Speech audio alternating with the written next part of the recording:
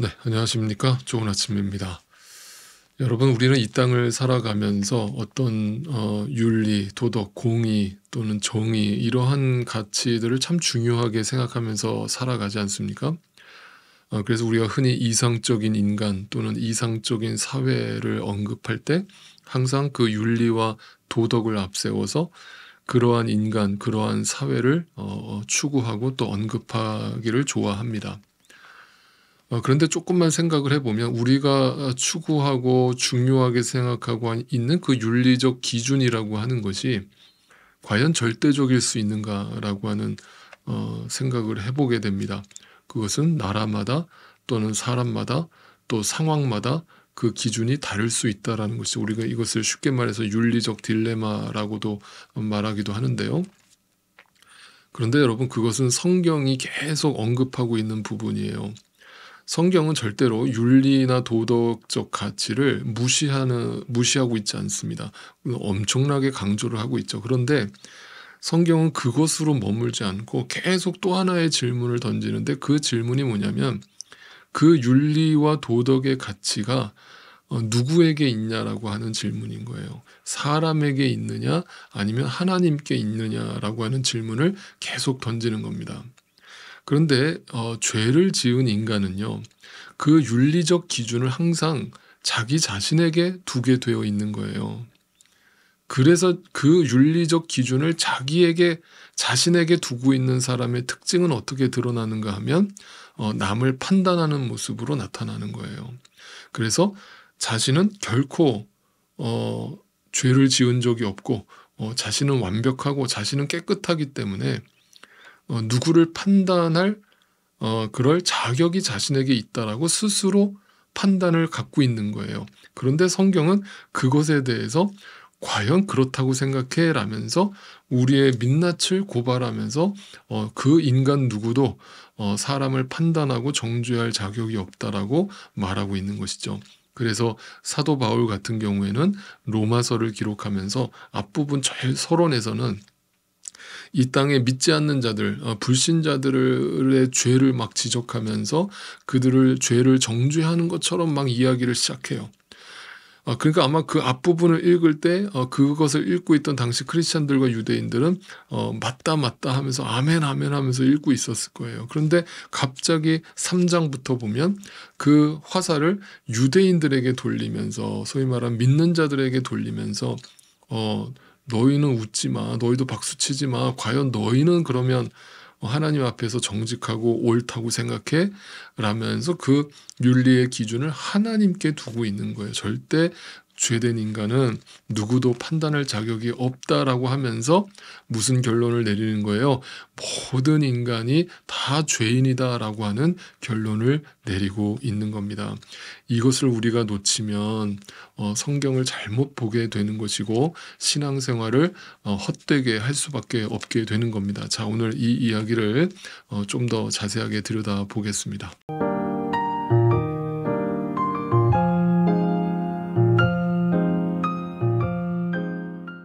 자, 어제 말씀에 이어서 오늘은 사사기 20장의 말씀을 같이 묵상해 볼 거예요. 자, 어제 레위인의 그 첩의 안타까운 죽음을 우리가 살펴봤죠. 그리고 그 시신을 12토막을 내서 각 지파에게 보냈다라고 하는 그 말씀을 우리가 봤잖아요. 근데 이제 그 시신 조각을 보게 된 이제 이스라엘의 각 지파들이 어떤 행동을 하는가? 몹시 흥분을 합니다. 그래서 각지에서, 전역에서 몰려와서 미스바라고 하는 곳에 이제 집결을 하게 됩니다. 오늘날로 말하면 이제 한마디로 전 국민이 이제 한 장소에 모인 거예요.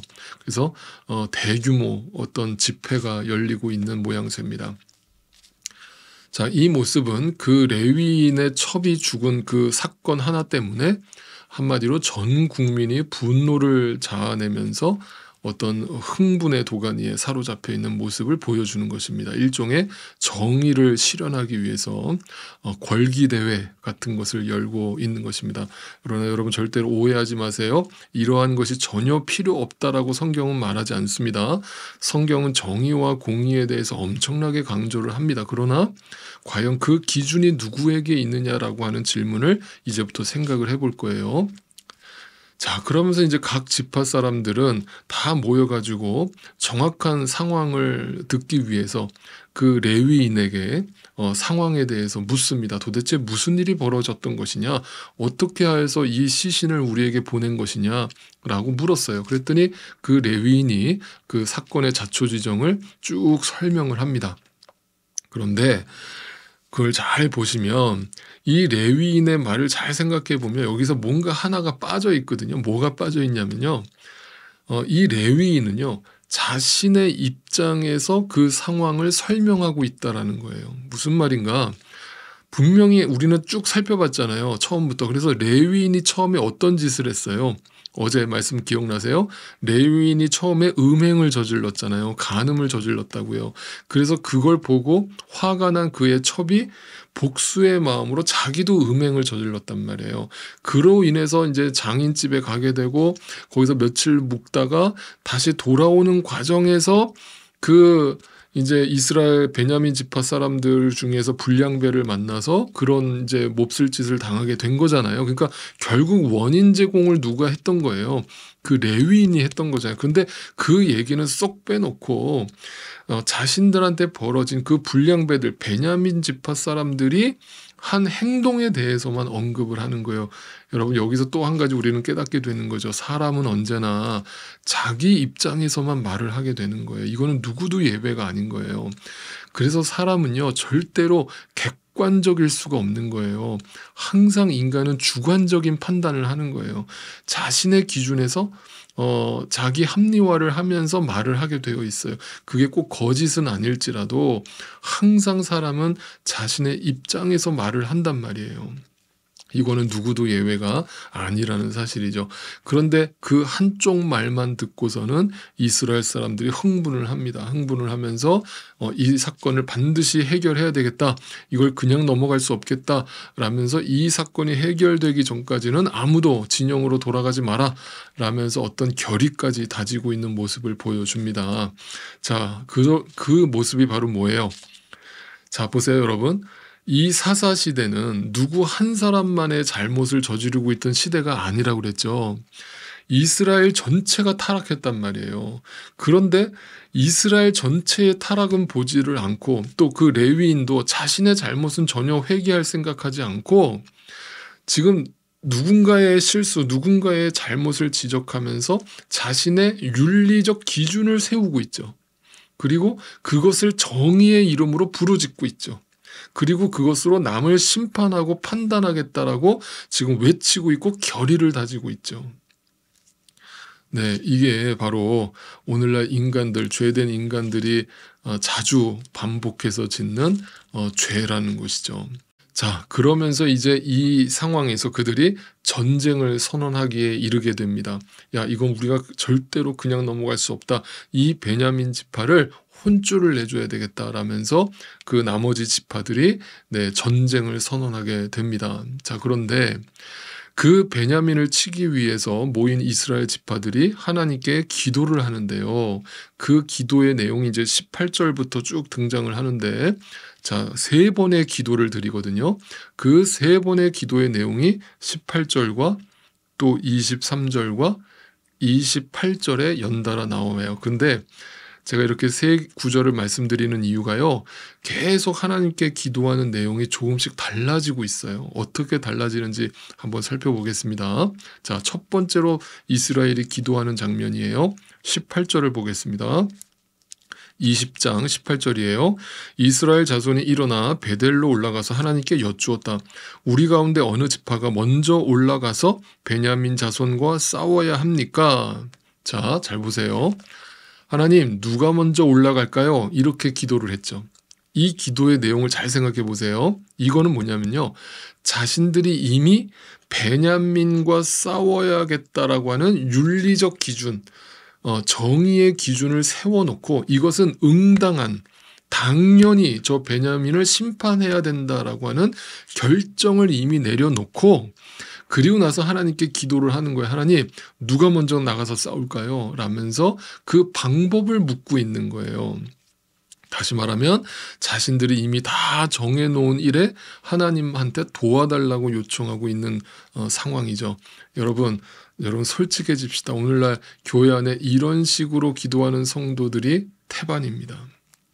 이미 자신이 마음속에 뭔가를 딱 결정해 놓고 이제 하나님 어떻게 할까요? 하나님 도와주세요 라면서 기도를 하는 거예요. 여러분, 그런데 성경은 분명히 가르쳐 줍니다. 그거는 기도가 아니라는 거예요. 하나님은 절대 그런 기도에 역사하지 않으신다는 거예요. 자, 그러니까 하나님이 뭐라고 응답하는지 보세요. 다시 18절 보세요. 주님께서 말씀하셨다. 유다 지파가 먼저 올라가라. 자, 이렇게 얘기를 하니까 하나님이 유다 지파 보고 먼저 가라. 그런데 여러분 잘 보세요.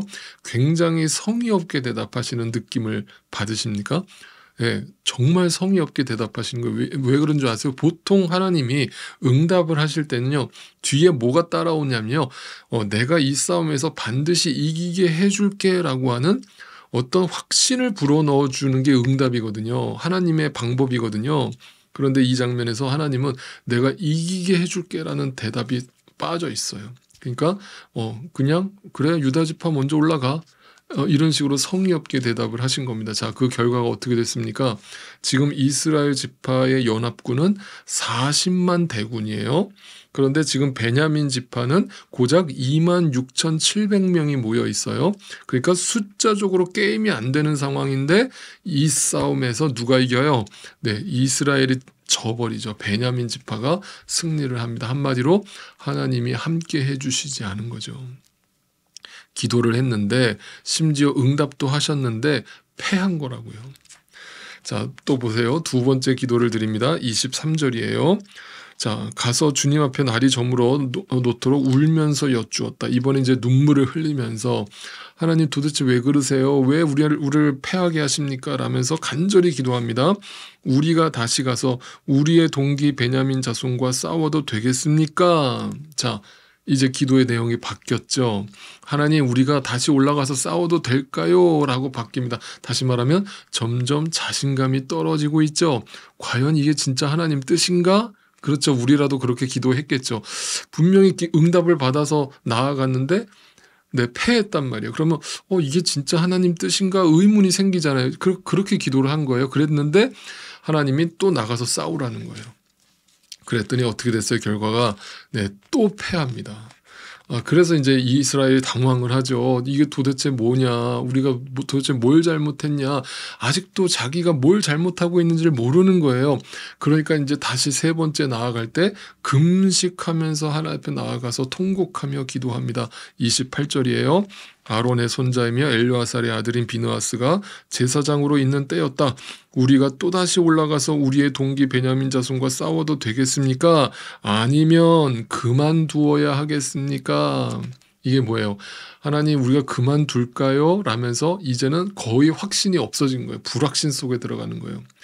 이거 진짜 우리가 지금 제대로 하고 있는 게 맞나? 우리가 저 베냐민을 정죄하고 심판할 자격이 있나?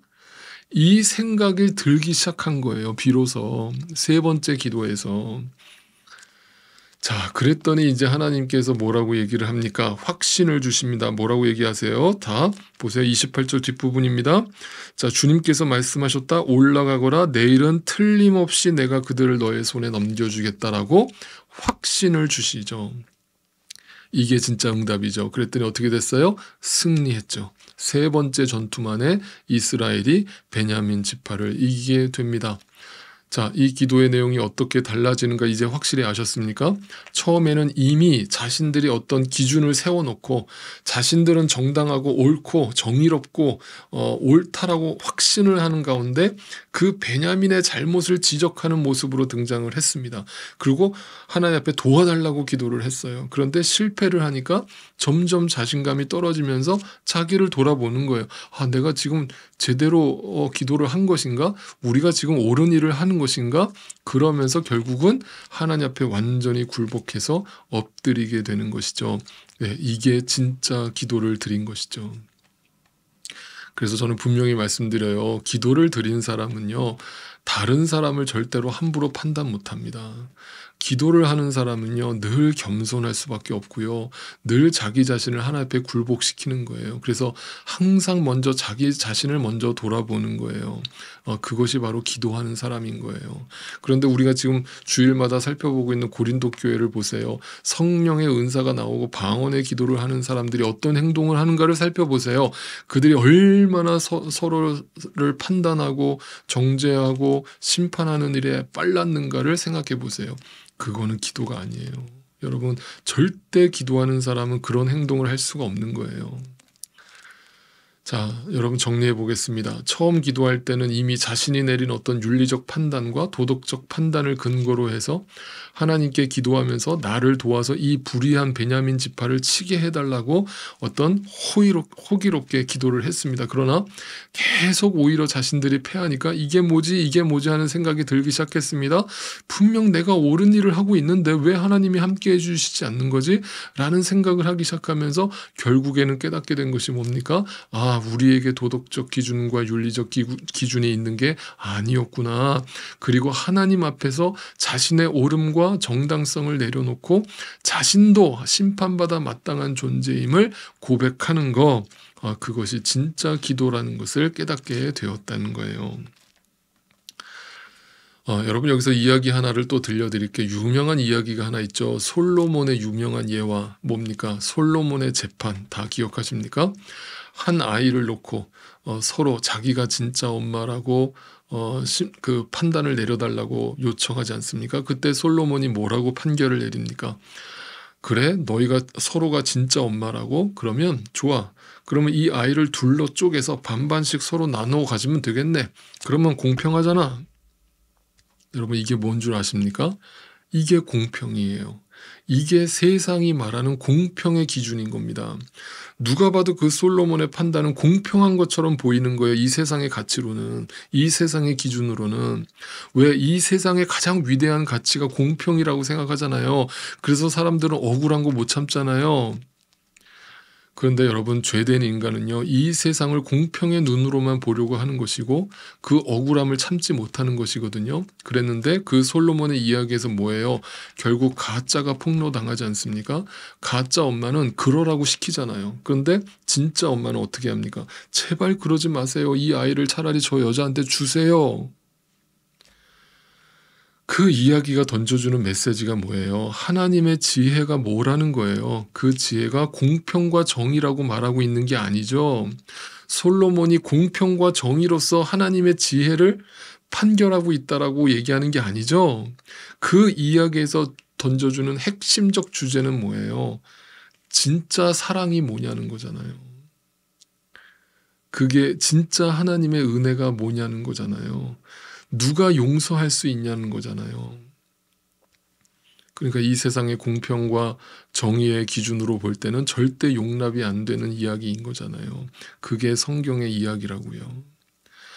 하나님의 사랑과 은혜를 모르는 죄된 인간은 오늘도 이 세상이 던져주는 도덕과 윤리적 가치를 앞세워서 공평과 정의를 앞세워서 자신의 옳음을 내세우면서 그 선이라는 이름으로 악을 행하고 있는 거예요. 함부로 남을 판단하고 정죄하는 죄를 짓고 있는 거예요.